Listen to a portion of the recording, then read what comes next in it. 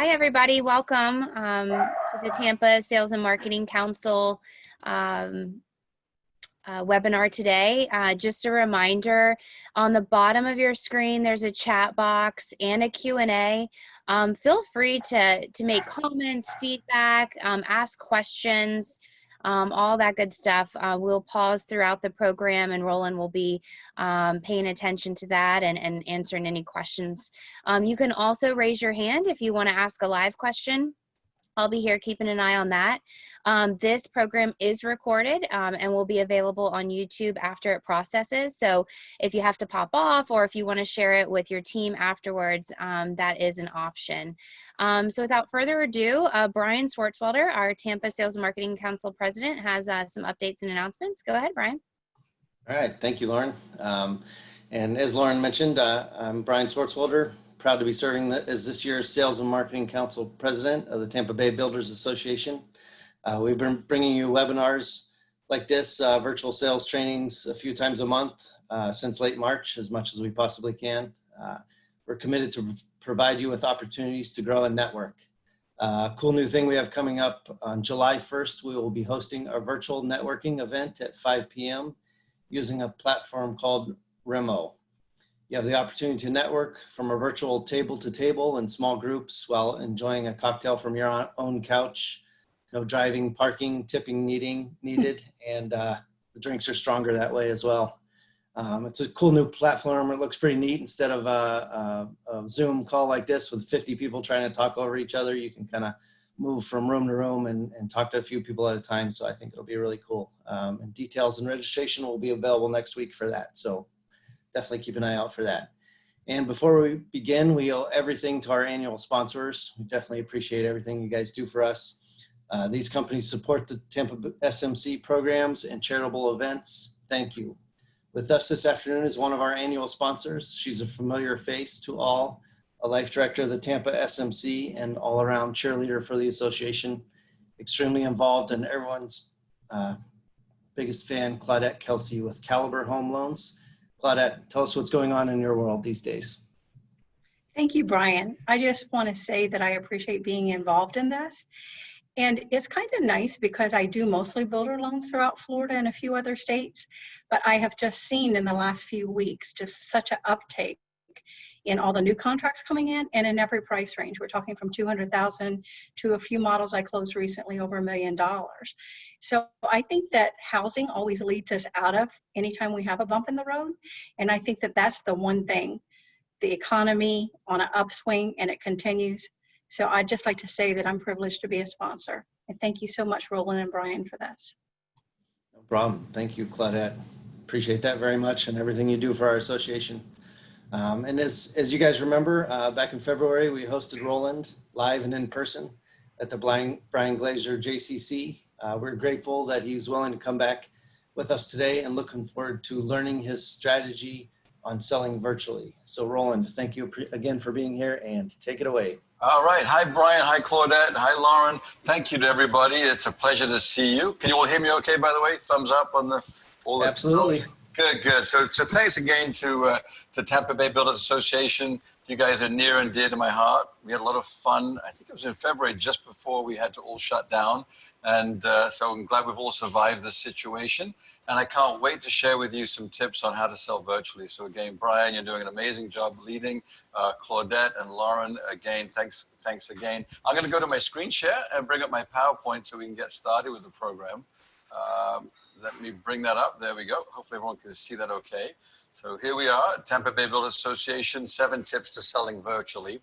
So when I put this together initially, the program, so as a sales coach, you all know of me as a sales coach, and when I put together the idea to confirm that we could sell homes virtually, it was something we had to do. It was out of necessity. Now, most of us are back in our models, I'm sure, and selling there, but it's still a skill that we should develop, because there are some people that might not want to come back. And since we're in Florida, a lot of our clients are up north, of course, and they just don't want to have to come back every single time to view our homes. So I still think it's an important thing for us to learn to hone the skill of selling homes virtually. So let me get started with the actual program. I am president of New Home Sales Plus, my own company now. I'm thrilled to have that my own company. Here's a picture of me all around the country training. So I am a full-time sales coach. Those of you that know me know that I was been selling homes my whole life, as well as managing new home sales communities. And for the last 15 years or so, on or off, I've been a new home sales coach. So I get all over the country. And I'm just so proud of all the successes of the sales teams that I work with. I'm known to teach stuff that you can use immediately. So a show of hands, who would like to learn some stuff to sell more homes? There we go. I can feel you raising your hands there. And I also like to keep it light and make silly little jokes. So hopefully you won't take that too seriously, but we'll have fun and learn some good stuff. So let's keep going here and see what's next. A little bit of background, as you know, this is who I am. I'm finishing my first new book. I like to write a lot of articles, have videos on YouTube that you can go and watch. And thanks to COVID, I did start something called the New Home Sales Plus Virtual Academy. And that means many things. So I've been able to move all my training to a virtual platform where we can do Zoom conferences and do it that way. And then the graduation of that virtual academy is what we're going to talk about today, which is when salespeople go out to their models and get on their phone and do a Zoom call or whatever it would be with me and go through the process of what we're going to do today, which is selling the home virtually. So that's sort of how you graduate from our virtual academy. So let's keep going and get into the program officially. The great thing about webinars is that you can ask questions. Oh, excuse me, so I went too fast there. So when you have a question, please let us know. Lauren is going to monitor that for me. And so I'll take little breaks to make sure we answer your questions. And at the end, of course, please feel free to ask more of them. So let's get it started officially.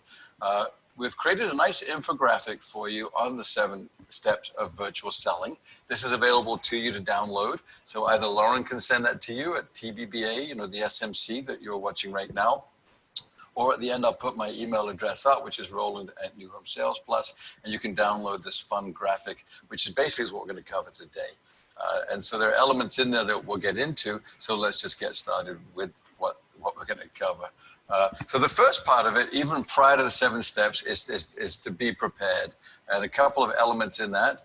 First of all, our tone is essential. Based upon what the country has been going through recently, and the world for that matter. It's pretty exhausting, right? We're all probably sick and tired of being sick and tired.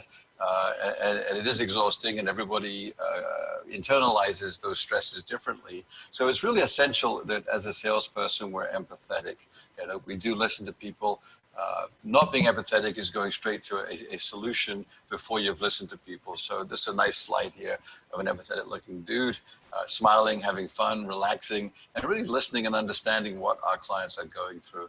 Having said that, clients all across the country, buyers are buying at really at a record rate again. There's a pent-up demand. People want to be in their brand new home.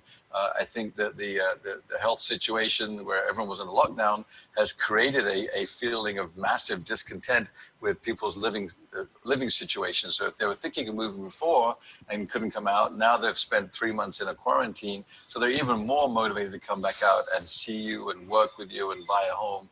So your tone needs to be understanding of that. The other part of it is practice, practice, practice. Like all sales skills, it's something that we should practice. So with all the companies I work with across the country, we'll go through the training we're about to go through, and then we'll have a video conference where they'll go out into the models, and you'll see that I put some slides of it coming up to show what that would look like. So we want to practice it.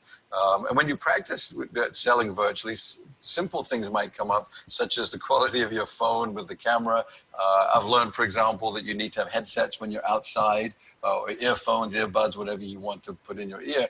But otherwise, the ambient noise can be really bad. Check on your Wi-Fi, for example. So if you're going to offer to do a virtual selling process with your buyers, and you're walking around your model, but your Wi-Fi isn't good, then you might keep losing a connection. That will frustrate them. So it really, not just the selling side of things, but the technological side of things is really important to practice. So maybe investing in one of those things where you hold your phone and doesn't rock quite so much, earbuds, that kind of stuff is important. But really practicing so that when you get to do this with a client, you'll have got rid of all those kinks in the system. You'll be really confident. So there we go. So the first part of this, the first step, and you're going to see that when you download your infographic, it's on here. The first thing is to decide whether you're going to do an anachronous or synchronous presentation. Those are big words, I admit it, and I probably didn't say them correctly. So anachronous means by yourself. So that would just be simply emailing things to people. Which, look, hopefully during this health scare where we've been quarantined, your company has put together great props. Maybe you have a Matterport presentation, wonderful photographs of your home. So it's tempting just to email those to your client or a link to your website, all of which is good, by the way. I'm not saying don't do that, but that's what would be known as an anachronous presentation where they're looking at that stuff by themselves. What I want to coach you on is a synchronous presentation where you do things together. And that's at the mastery level is what I'm aiming for. So does that make sense, by the way? Okay, good. So with the synchronous presentation, there are three that I can think of, and we're going to work on the first one the most. But the three different levels of that would be one, a salesperson is in the home, so we go out there and you have your phone and you walk around with the camera and you do a live chat, whatever platform that you like. I happen to like Zoom a lot, but there's so many other platforms. Just practice to make sure that they work well. The other one, which we did temporarily during this the COVID situation, was the client would go into the home and then we were outside in a different location and doing a live chat. I'm not crazy about that one. It did come out of a certain necessity where some clients wanted to go in and didn't want us to go with them. That's the second one. The third one is if you have wonderful props, such as a Matterport presentation. Brian, for example, takes amazing photographs with his company. So if you've got a photo presentation, instead of just emailing it, it would be getting on the computer with them and guiding them through those steps. I don't know about you. I'm not that technically savvy. And I've gone through Matterport presentations and become frustrated with it a little bit. So if you were the salesperson, you could guide them through that and make it a synchronous presentation, which would be a lot more impactful. And then you could follow these steps that we're going to go through. The main thing is at the end of that synchronous presentation, we can do what? Exactly, we can ask for the sale. So that's really where this is all going, is to make sure that we set that expectation.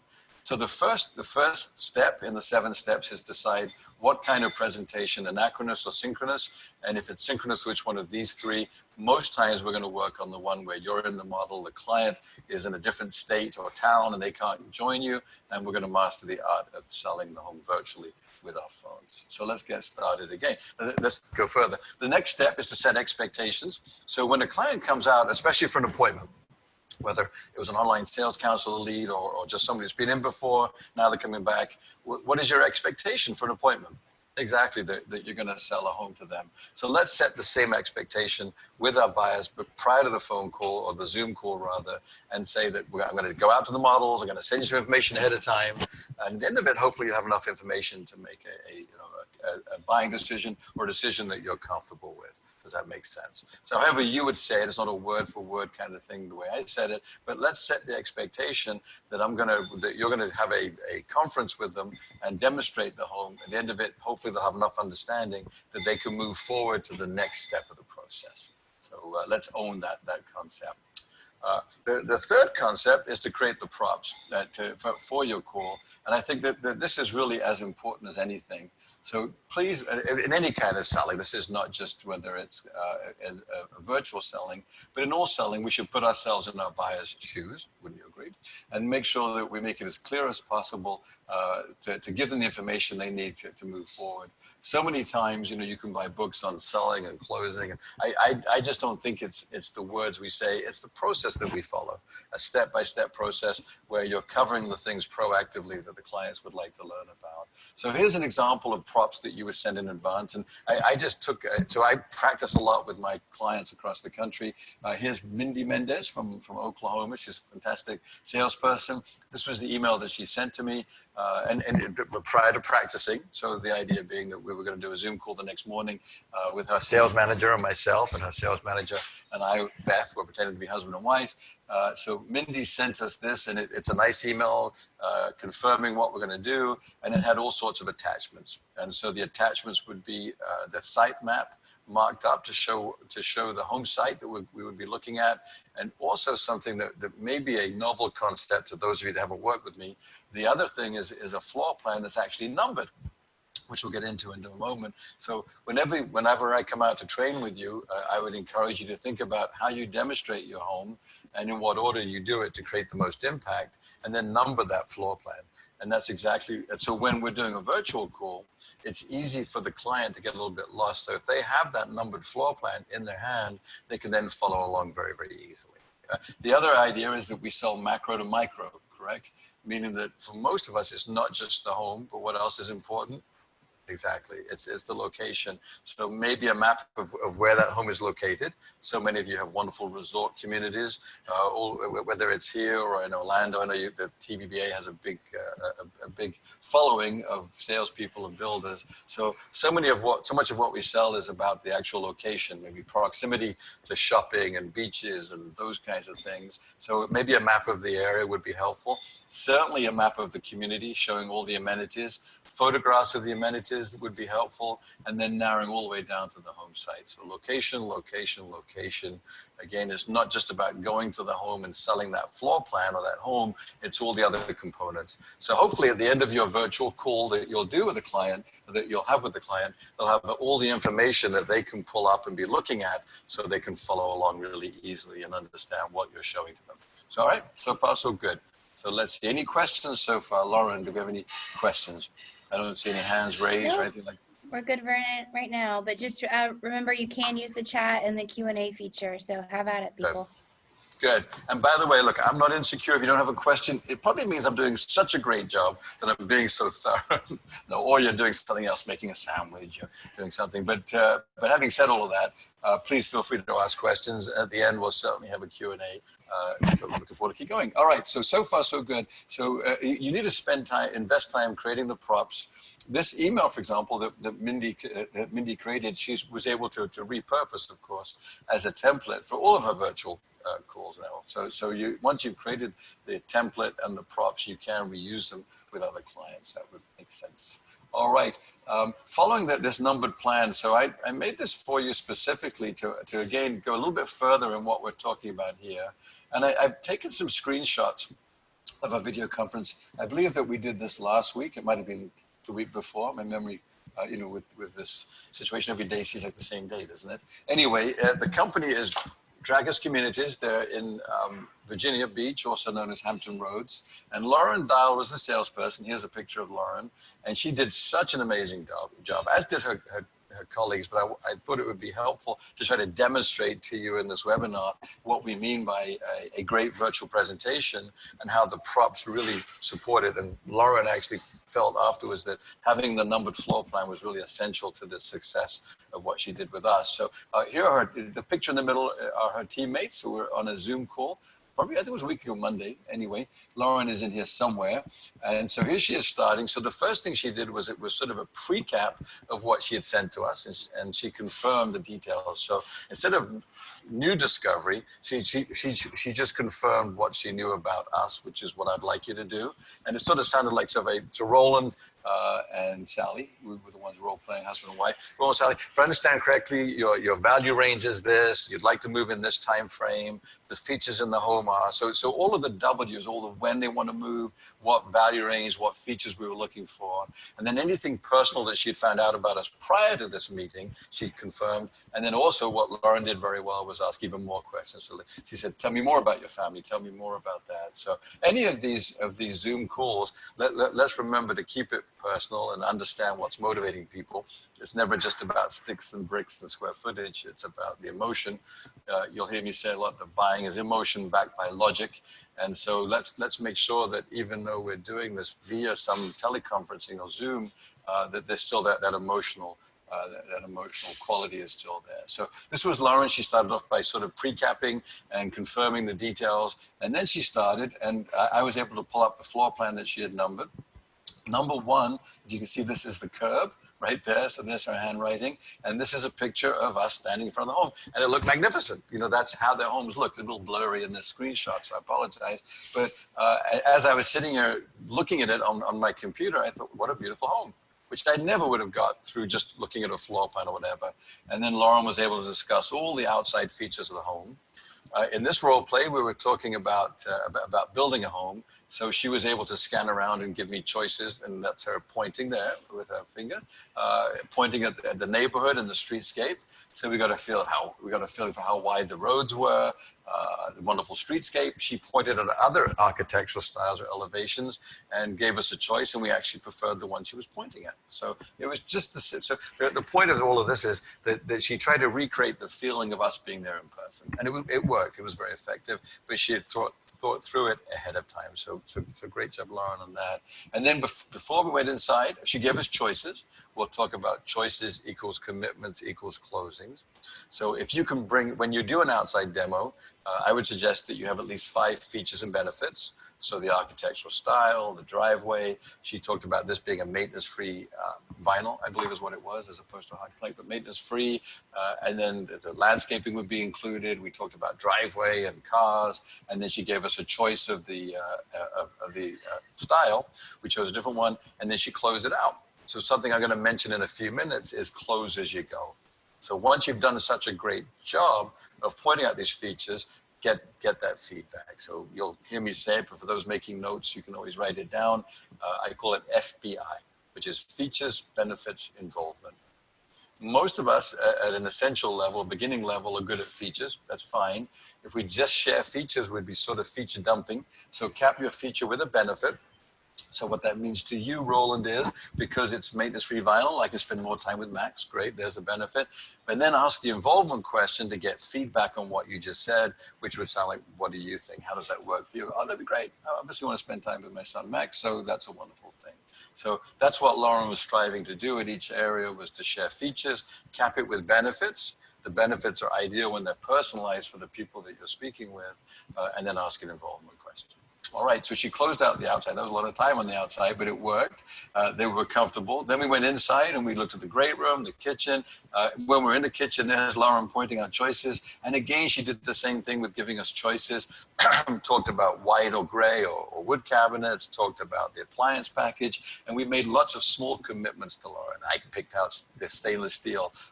Sally and I confirmed that we wanted white cabinets and 42-inch. So she was very brazen or direct in giving choices. So something that I did, I think, when I was in Tampa, perhaps, one of the words I don't want you to say from now on is the word if.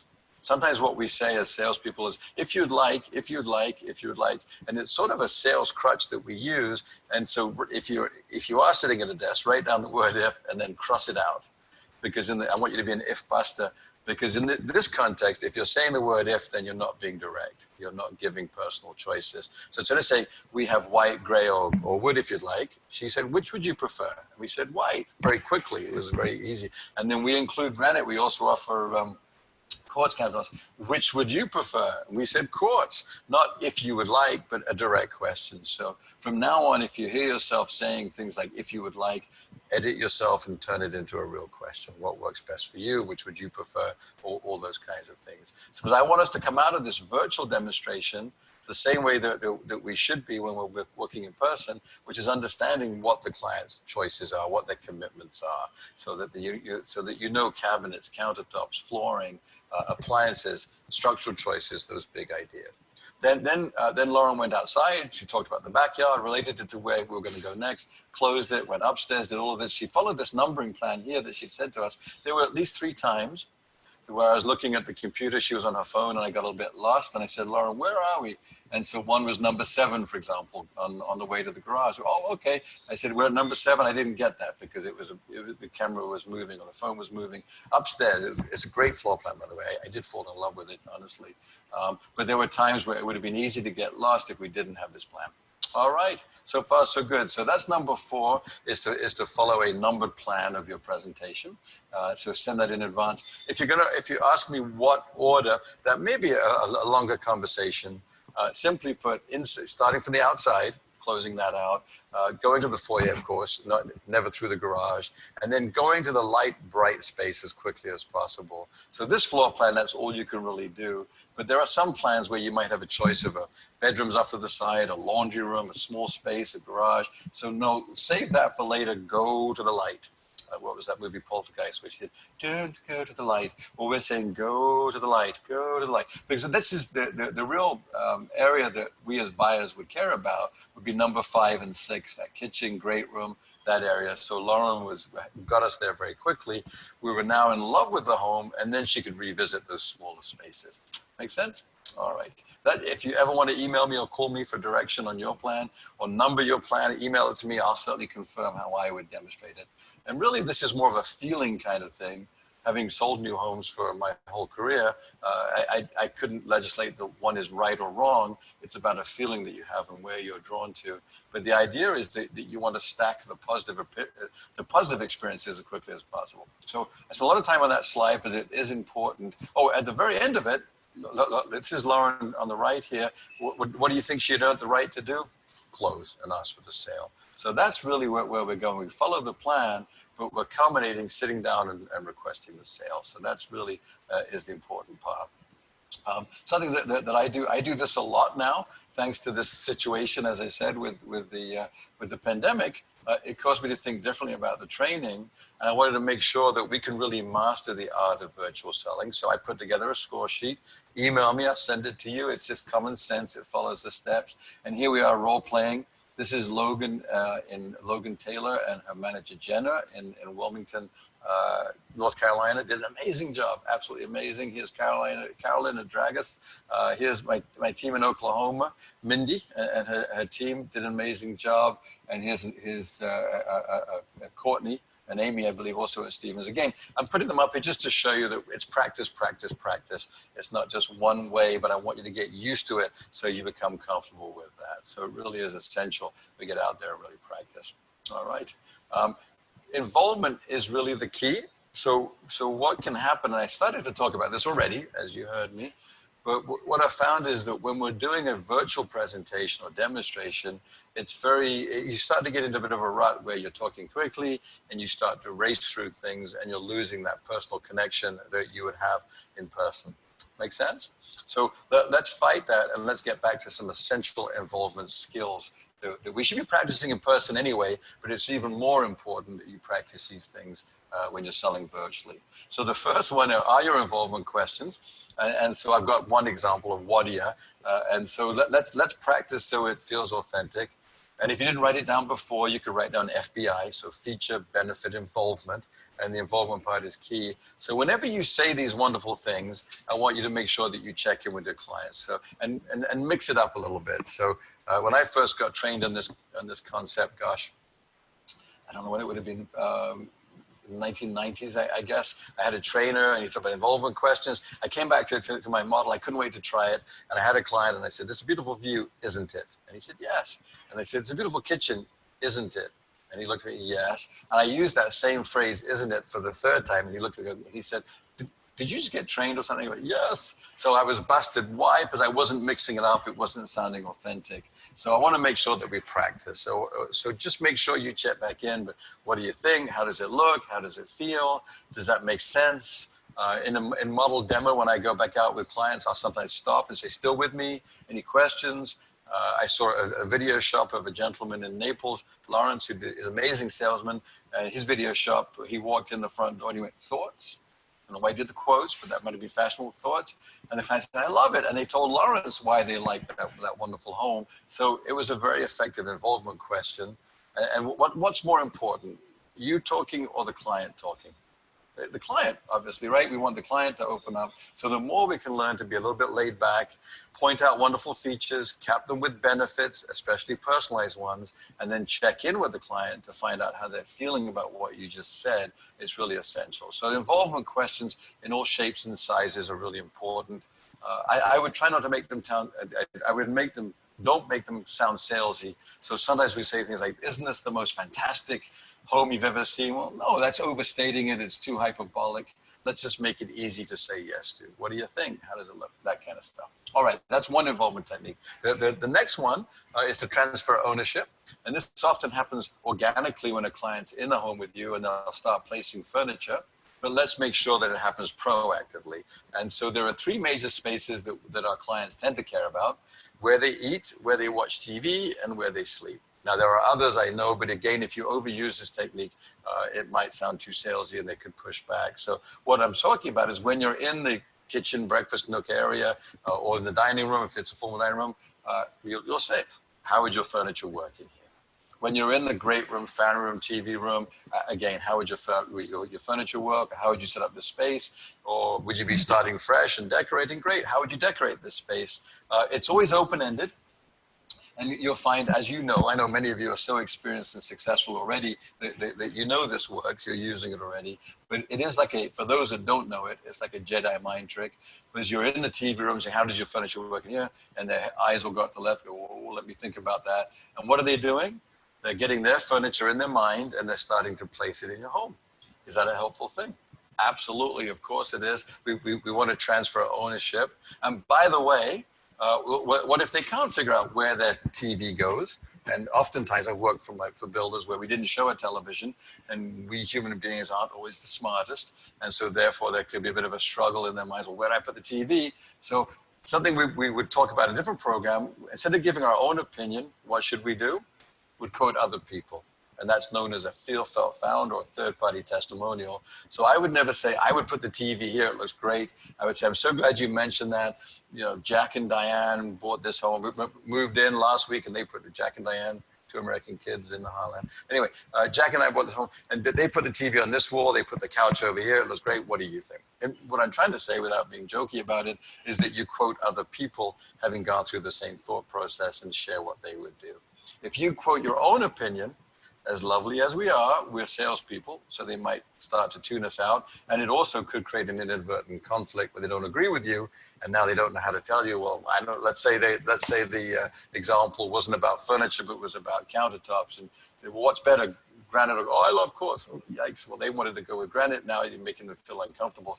Much safer to talk about your past bias. A lot of our homeowners like granite because I like quartz. Which would you prefer?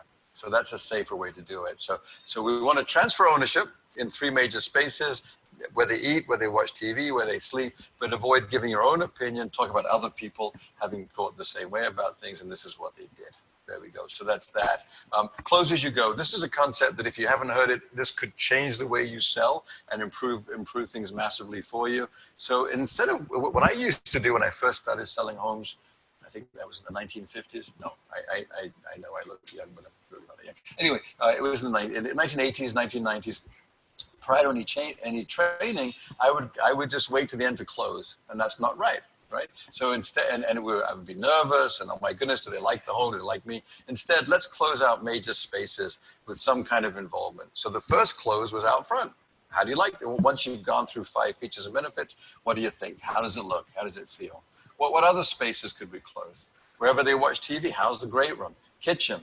If there's a backyard view with the available home, how about the backyard on a 2-story home or any level, close out each floor, close out the owner's retreat, and that's plenty. You only need about 5 of these to make it work. But so again, you'd close out the outside, the family room, the kitchen, the backyard view or patio, upstairs, and the master suite. So pick from that. And then at the end, the most effective close isn't just closing out of left field, but it's recapping all of the agreements that you got along the way that you built in your Yes Bank. Does that make sense? So if this was my lovely couple here, and I'm doing a virtual demonstration, I would say, so it seems as though you really like the architectural style with the dormers and and so forth, and you're leaning towards sort of a white coastal feel, and you really like the great room, and in the kitchen you were thinking of this and that, and so you're going to recap to get to your close all of the agreements that you got along the way. You can't do that if you don't close as you go. So just simple involvement questions to check in with your clients. So far, so good? Good. Checking in with you there. And then lastly, alternate choices is amazing involvement. I gave you the example before with Lauren just now in our role play that we did. And she was doing that where she gave choices. So what are the big 5? So let's confirm that. In the kitchen, which is sort of the Pandora's box of choices, we could confirm countertops, cabinets, appliances, and then we can move out of the kitchen and talk about flooring.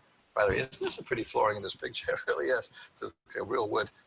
And then, of course, any structural choices. So maybe a patio, a bedroom change, an architectural style. So that's plenty of choices. So I like to say choices equals commitments equals closings.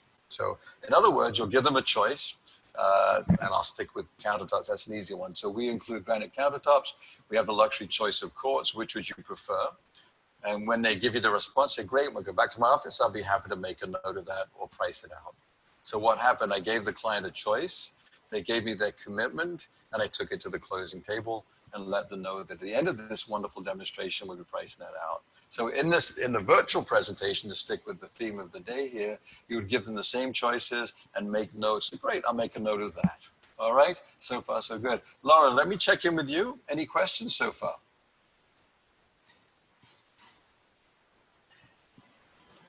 I hope I haven't sent Lauren to sleep here. I'm not asleep. I'm right here. No questions so far. Okay, good. No one's with any questions. Well, there we go. So we're getting to the last couple of parts of our process. So far we talked about involvement questions, and then all of this has given us the right to do what. So even though we've been selling virtually, we still should culminate at the end with the final number wherever you want to end up, and make sure that we ask for the sale. So in fact, to go back to this, just to make sense of this so that it doesn't seem very random to you. In this role play, it was done different. In these role plays, we chose the salespeople chose the scenario. Some of them were selling me the actual available home. That was the home. So in that case, we might have started with a model and looked at that because it would look better, and then gone over to the home that was under construction to make sure we understood that. So you'd budget enough time for that. In this case, Mindy was in Oklahoma City there, and she's laughing because the wind was blowing. It gets windy out there. But she was walking to the home site because you can't make that attachment, right? The client can't buy unless you've cited them. So the whole goal would be think ahead of what you're doing. And in both these role plays, and this is Logan over here in Wilmington, she did the same thing. I had not only the floor plan, but I had the site map. And so she had given us the choice of home sites ahead of time.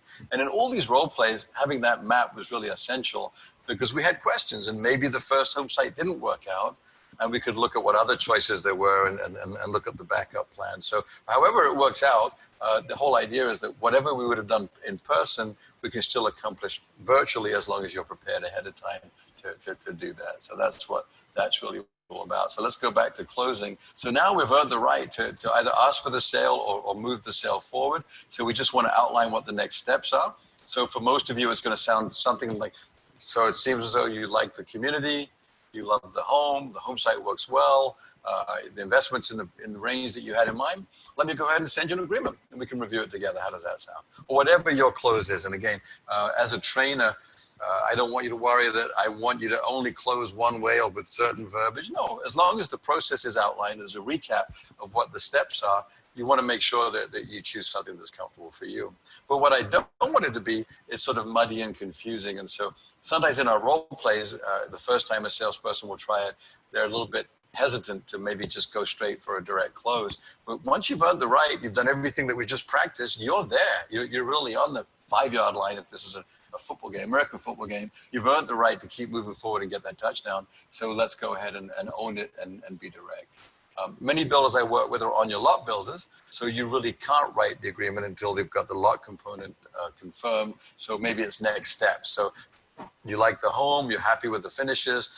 Let me go ahead and we'll look at your land, and then we'll meet next week, or we'll do this again virtually, and I'll have your site map, whatever it's going to be. But own those next steps. In selling, it's no good to end a presentation with, well, call me, let me know what you think. That means we haven't done something effectively. Instead, it should be ideally, you like the home, let's go ahead, I'll send you the agreement, or these are the next steps, what do you think, and confirm it. Either way, let's own what those steps are. Sound good? All right.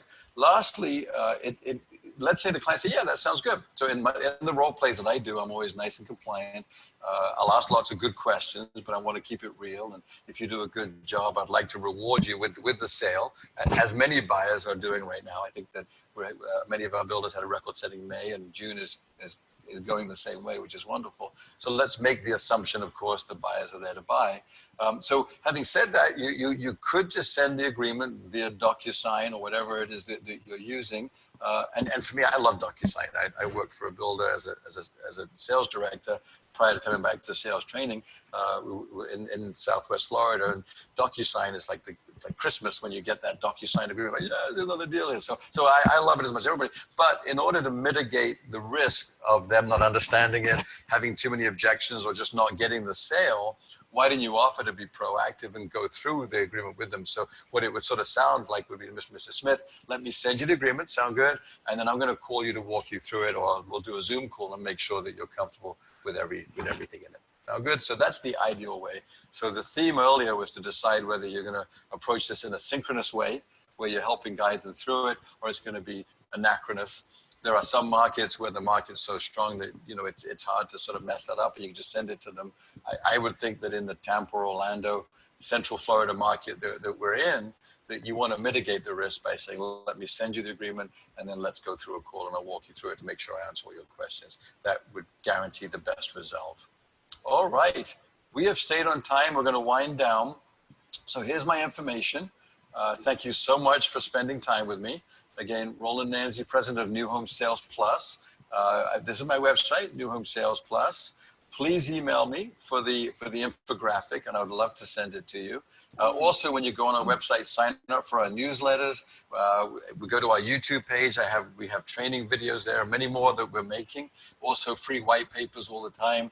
I am a huge believer in sharing content, and frankly, most of the content didn't come from my brain. It really didn't. It came from all of you out there. But I have the great gift of traveling around the country and working with salespeople, and I update it every single week and keep it current and keep it constant. So please go there and let's be part of our great community of new home salespeople and managers here in Tampa and Central Florida. Let's work together and achieve great success. Thank you so much. All right. Any questions? It doesn't look like it. And I did send out that infographic about 12 o'clock today, but please, if you didn't receive it, either email Roland directly or myself, Lauren at tvba.net, and we'll definitely get that out. Yeah, and it looks just like this. It's fun, sort of cartoons that help to tell the story. Okay. Is there some chat there? We have one chat question or just a... No. Oh, that's you. Okay. That's me. Yeah. All right. But, Must have done a great job, Roland. Well, there we go. And I know how I watch webinars. I often watch them later in the background. So I completely understand that. Thank you very much, Terry. The questions later. Yeah. Roland's coming back too, everybody, in July. We haven't identified a topic. So if there's something that you and your team is needing, or if we just want to have it as like an open discussion, we do need some feedback from all of you. So please send me an email, Lauren at tvba.net, and Brian and I and the rest of the SMC leadership will get that going. Right. That's perfect, Lauren. If you want, let me outline some ideas of topics. But I love this. I watched a documentary recently on the Lego company. We all know Lego, and they were almost out of business, I think early 2000. And what they realized was that there was a whole community of people that were making their own Lego projects, and so all across the world. So what they decided to leverage that, and they opened up a website where they had a competition, and what the 10 best projects that were voted on, they actually made them into Lego, and the person that created it got a small amount of money. And now Lego is back to being a multi-million-dollar company.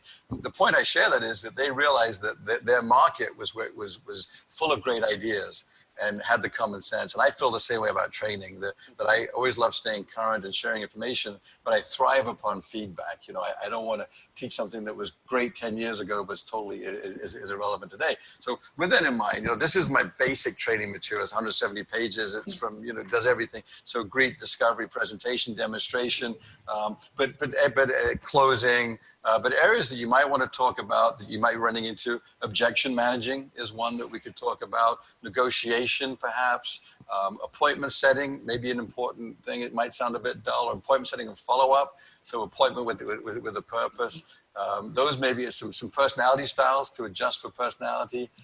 Trying to think out of the box here. Just anything that you would like to discuss there. It doesn't have to be the basics.